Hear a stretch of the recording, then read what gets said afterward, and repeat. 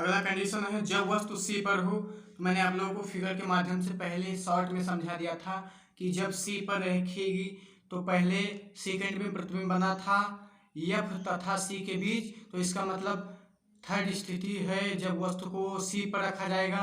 तो सी पर रखेंगे तो सी से वस्तु रखी है और ये यहाँ से ऐसे किरण गई तो ये मुख अक्ष के समांतर, बाद में ऐसे मुख अक्ष के समांतर हो जाती है। तो ये एरो लगा दिया, मुख अक्ष के समांतर चलेगी तो दर्पण से टकराकर नियम के अनुसार हमेशा एफ से आएगी। तो ये किरण ऐसे जाएगी सी से, ये सी है, सी पर वस्तु रखी है। उसके बाद ये किरण मुख अक्ष के समांतर हुई, समांतर होने के पश्चात टकराएंगी तो एफ से आएंगी। दूसरी बात हमने बताया था जब वस्तु दो किरण हमेशा जरूरी है तो इसका मतलब सी पर ही वस्तु रखी है तो सी पर से ही किरण तो जाएगी नहीं, क्योंकि सी पर ऐसे तो किरण एकदम सीधे में आएगी नहीं। तो उसके पश्चात दूसरा क्या करना पड़ेगा, दूसरा किरण भी हमें इसमें एफ से हिलाना पड़ेगा। तो दूसरी किरण यहाँ से क्या एक ही बिंदु बच रहा है इसके सामने वस्तु के इधर, तो दूसरी किरण हम सी से ही ले आएंगे और कोई इधर वस्तु है ही नहीं, कोई पॉइंट है ही नहीं कि किरण लाए। तो एक ही बिंदु बच रहा है इसलिए एफ से हिलाएंगे। तो ये भी नियम था पहले कि मुख अक्ष, जब कोई भी वस्तु मुख फोकस से आएगी तो वह दर्पण से टकराकर मुख अक्ष के समांतर जाएगी। देखो वही उल्टा हो गया।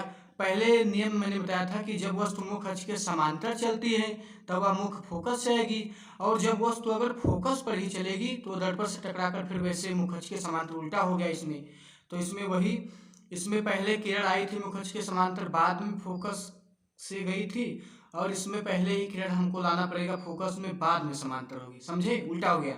देखिए ये यहाँ पर नीचे बन रहा है, जितना बड़ा वस्तु है उतनी बड़ी एकदम सी के नीचे ही प्रतिबिंब बन रहा है। समझे, और मैंने शॉर्ट में बताया भी था कि सी का प्रतिबिंब हमेशा सी पर ही बनता है।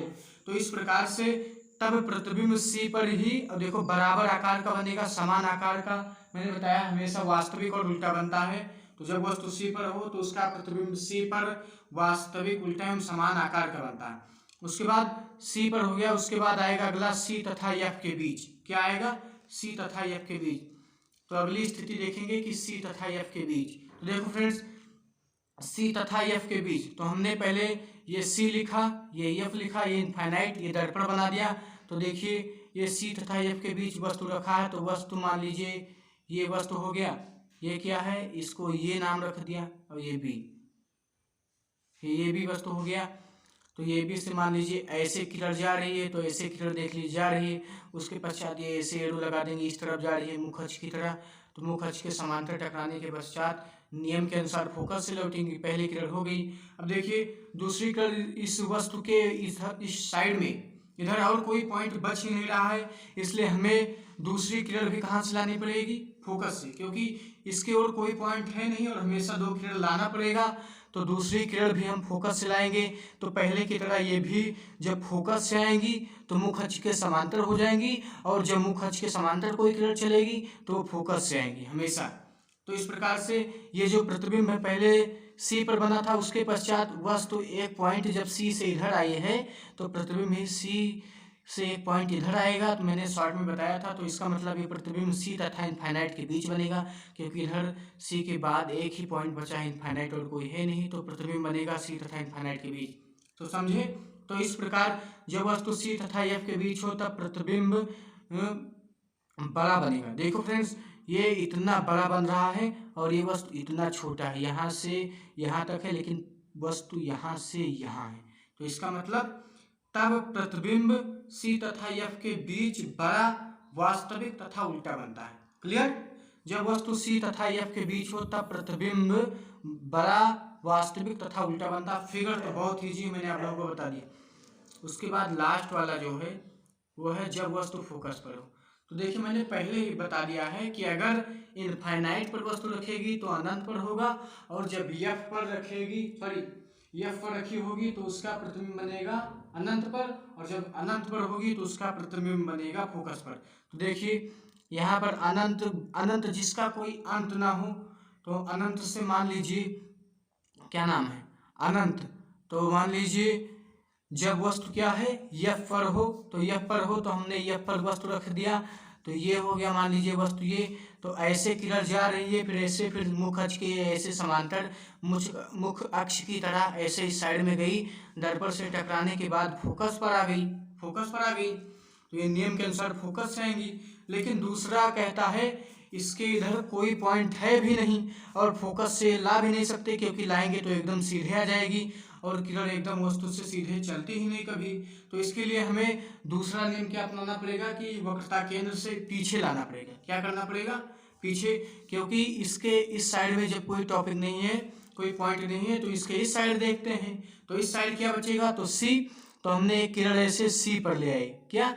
एक किरण यहाँ से निकली और ऐसे सी पर आ गई। ऐसे एक किरण इस पॉइंट से पहले ऐसे निकलती थी, इधर पॉइंट होता था, लेकिन अब इधर पॉइंट है तो ऐसे इस पॉइंट से ऐसे किरण ऐसे निकाल दी, ऐसे सी। तो सी से जाने वाली किरणें पहले यहाँ से ऐसे गई, सी ऐसे गई। क्या? यहाँ से किरण निकली तो ऐसे एरो लग गया ऐसे, तो ऐसे किरण गई तो ये टकराई, फिर दर्पण से, फिर उसी मार्ग पर ऐसे सी पर वापस लौट आई।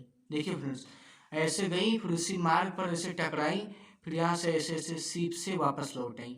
और नियम भी है कि वक्रता केंद्र से होकर जाने वाली किरणें दर्पण से टकराने के बाद अपने ही मार्ग से वापस लौट आती हैं। तो इसको लग ही नहीं रहा है कि ये दोनों कहीं मिलेंगे, कहीं मिलेंगे। तो इसका मतलब इसका पता नहीं कि प्रतिबिंब कहाँ बनेगा, इसका कोई अंत है कि नहीं, कभी मिलेंगे भी नहीं, कितनी दूरी तक जाएगा। तो इसका मतलब इसका प्रतिबिंब कहाँ बनेगा? इनफाइनाइट पर। कहाँ बनेगा? यहाँ मान लीजिए इनफाइनाइट पर। कहाँ बनेगा? इनफाइनाइट पर। तो मान लीजिए यहाँ पर इनफाइनाइट है, तो इस प्रकार से जब वस्तु फोकस पर हो तो इसका प्रतिबिंब इनफाइनाइट पर बनेगा, क्योंकि इसको लगता नहीं देखकर ये कहीं मिलेगी। तो देखिए फ्रेंड्स, तब प्रतिबिंब अनंत पर पता नहीं कितना बड़ा बनेगा, लगता है मिलेंगे नहीं, तो इससे पता चलता है कि प्रतिबिंब काफी बड़ा बनेगा। तो प्रतिबिंब अनंत पर अत्यंत बड़ा, वास्तविक तथा उल्टा बनता है। समझे? अब उसके बाद अगला हेडिंग है कि जब वस्तु F तथा P के बीच हो। अब है जब वस्तु P तथा F के बीच हो। मैंने आप लोगों को पहले ही बता दिया है कि ये सबसे अलग है, क्योंकि यहाँ पर वस्तु के बाद डायरेक्ट पॉइंट P आ जा रहा है। क्या आ जा रहा है? P। तो किरण तुरंत टकरा रही है, तो इसलिए सबसे अलग है। तो ये हमने रख दिया जब वस्तु P तथा F के बीच हो। तो ये भी वस्तु है, ये भी वस्तु है, ये F है, ये P है, ये पॉइंट वाला क्या है? P। तो हमने F और P के बीच वस्तु को रखा। तो हमने बताया ये किरण ऐसे जाएगी तो ऐसे मुखअक्ष के समांतर होगी, और नियम के अनुसार टकराने के पश्चात, मुखअक्ष के समांतर टकराने के पश्चात हमेशा कहाँ से लौटेंगी? फोकस। तो ये किरण देखिए यहाँ से ऐसे फोकस से ऐसे लौट रही है। तो पहला तो हो गया। दूसरा देखिए, एफ इस पॉइंट के बाद, वस्तु के बाद कोई पॉइंट बच ही नहीं रहा है जिससे दूसरी किरण लाई जाए, और नियम है कि दो किरण जब तक मिलेगी नहीं तब तक जल्दी प्रतिबिंब बनेगा नहीं। तो इसलिए इसके इधर कोई पॉइंट नहीं है, तो इसके इधर वाले हम देखेंगे, इसके इस वस्तु के बाद, क्या इस पॉइंट के बाद और कौन सा पॉइंट है?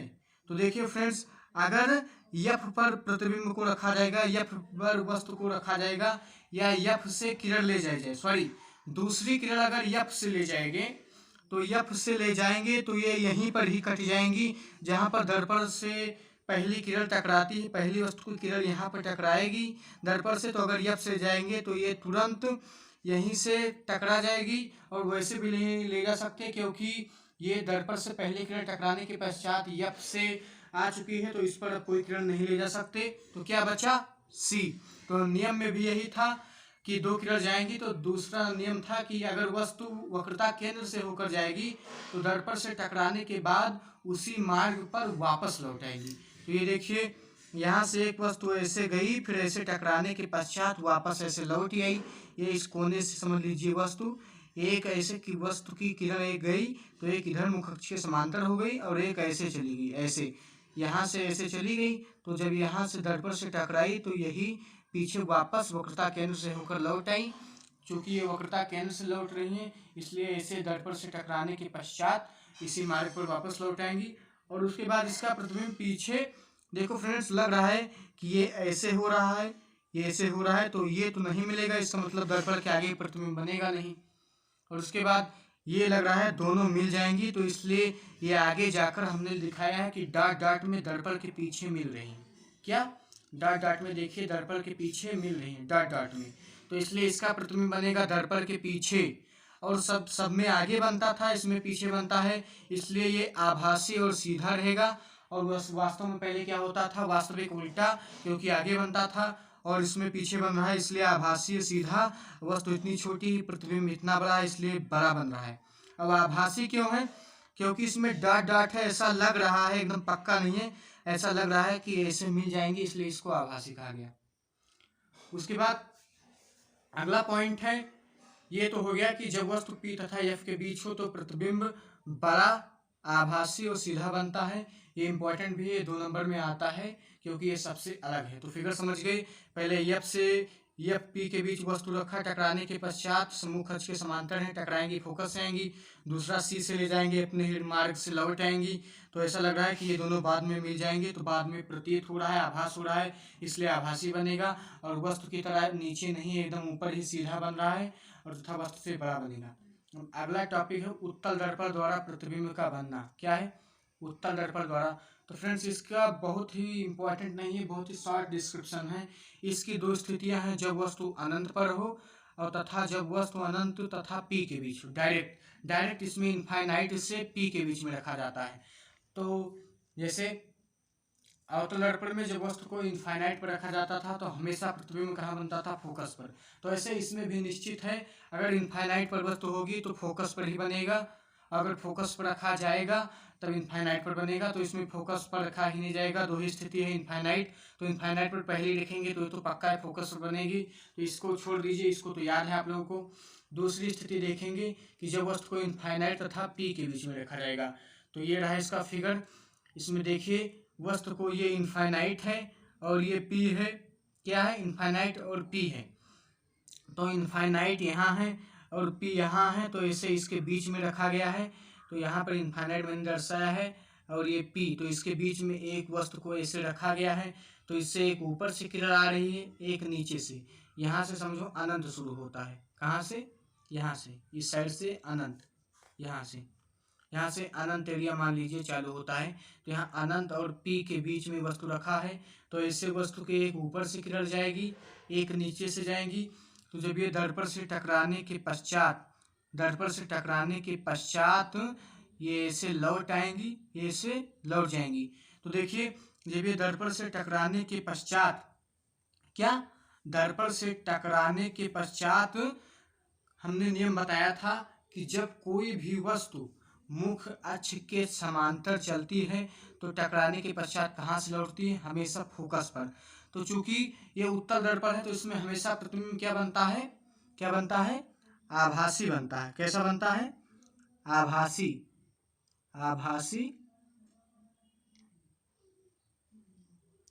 बनता है।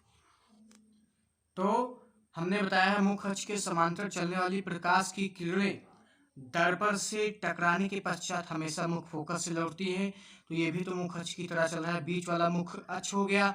और उसके बाद ये किरणें ऐसे मुख्य अक्ष के समांतर आई, ये पूरा मुख्य अक्ष है, इसके समांतर आई, टकराने के पश्चात मुख्य फोकस पर मिली। लेकिन इसमें आभास होगा और उसमें ऐसे पूरा ऐसे मिला देते थे, लेकिन इसमें डॉट डॉट कर दिया है क्योंकि ये अवतल दर्पण है। तो आभास होगा, ऐसा लगेगा कि फोकस पर मिलती हैं किरणें। तो ये नियम के अनुसार फोकस पर मिलेगी। तो 2 किरणें जब यहाँ पर मिलेंगी तो यही वस्तु का प्रतिबिंब बन जाएगा। समझे? वस्तु का प्रतिबिंब फोकस पर ही बन जाएगा। तो इसका मतलब ये क्या नाम है? वस्तु से जो किरणें गई वो दर्पण से टकराने के पश्चात कहाँ मिली? मुख्य फोकस से। उसके बाद क्या नाम है? सेकंड है C। तो अगर हम C से किरणों को ले जाएंगे तो ऐसे जाएंगी और इसे दर्पण से टकराकर ऐसे लौट आएंगी। ये किरणें कभी मिलेंगी नहीं, तो इनको छोड़ देते हैं। ये 2 किरण इसमें मिल रही हैं तो 2 प्रतिबिंब बना देते हैं, क्योंकि ये C अगर ऐसे किरण ले जाएंगे तो ये कभी मिलेंगे नहीं। ये ऐसे चले जाएंगी, C भी ऐसे चले जाएंगी, मिलेंगी नहीं। तो देखिए हमने बताया जहाँ 2 किरण मिलेंगी वहीं प्रतिबिंब बनेगा। तो यहाँ पर एक किरण ऊपर से आ रही है, एक नीचे, तो ये प्रतिबिंब यहीं पर बन गया। तो प्रतिबिंब कहाँ बना? फोकस पर।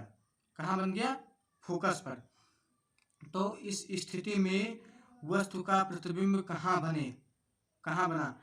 ये किरण मिल रही है तो ये फोकस पर आई लौटकर। तो इसका मतलब इस स्थिति में जो वस्तु का प्रतिबिंब होगा वो कहाँ बनेगा? P और तथा C के बीच। P तथा C के बीच बन रहा है। देखो P तथा C के बीच बन रहा है, समझे।